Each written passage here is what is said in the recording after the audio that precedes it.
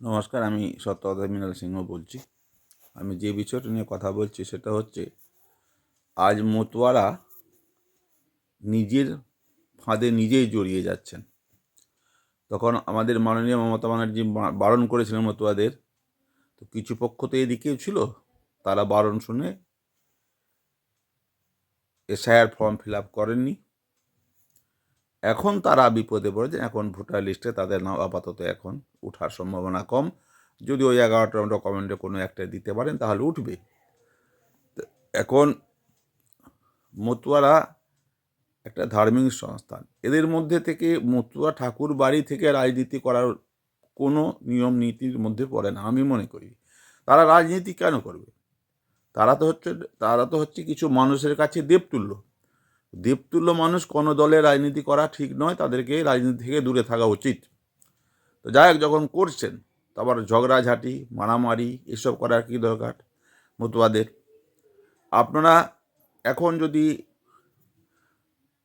CA যদি form fill আপটা 4-5 বছর আগে থেকে করে রাখতেন, তাহলে হয়তো আপনাদের এখন যেসব আসছে যাদের নাগরিকত্ব, তা আপনারাও পেতেন। তা আপনারা তখন কিছু পার্সেন্ট তো অন্য কথা শুনেছেন, এখন তো ভুগতে হবেই। তো এখন ভুগুন আপনারা। এখন আবার 5 জানুয়ারি কিসের জন্য আপনারা নিজেই করবেন ঝামেলা? আর আবার বন্ধ কেন? আপনাদের ঝগড়াতে কেউ ছিল? আমাদের বাইরের কোনো রাজ্যের বা স্টেটের অন্য কোনো কেউ গিয়েছিল আপনাদের এই ঝগড়ার সময়? তো আপনারা তো নিজেই ঝগড়া করেছেন। তো আপনার ভারতে একটা আন্দোলন করার কী দরকার? এতে কার প্রভাব কী হবে? আপনারা নিজেরাই ঠিক হয়ে যান, সব ঠিক হয়ে যাবে। কেন এসব ফালতু কাজ করতে যাচ্ছেন? এক তো আপনারা নাগরিকত্ব পাচ্ছেন না, এখন কিছুজন পাবেন না, লক্ষাধিক লোক তো মনে হয় নাগরিকত্ব পাবে না। তারা ভোটার লিস্টেও নাম পাবেন কিনা জানি না। আর যদি পেয়ে যান কোনো ডকুমেন্ট দেখিয়ে তো ভালোই ভালো। আর না পেয়ে যাবেন তো তারা নিজে থেকে নিজে বোকামি করেছেন, কারো কথা শুনেছেন, শুনে আপনারা ফর্ম ফিল আপ করেননি, তখন এখন ভোগ করবেন এর জন্য। আর আপনারা যদি নিজেদের মধ্যে লড়াই করবেন, বৌদির সঙ্গে দেওরের লড়াই হবে, আর তার জন্য আপনারা রাজ্যব্যাপী আন্দোলন করবেন, এটা ঠিক নয়। এ আন্দোলন কেন, কিসের জন্য?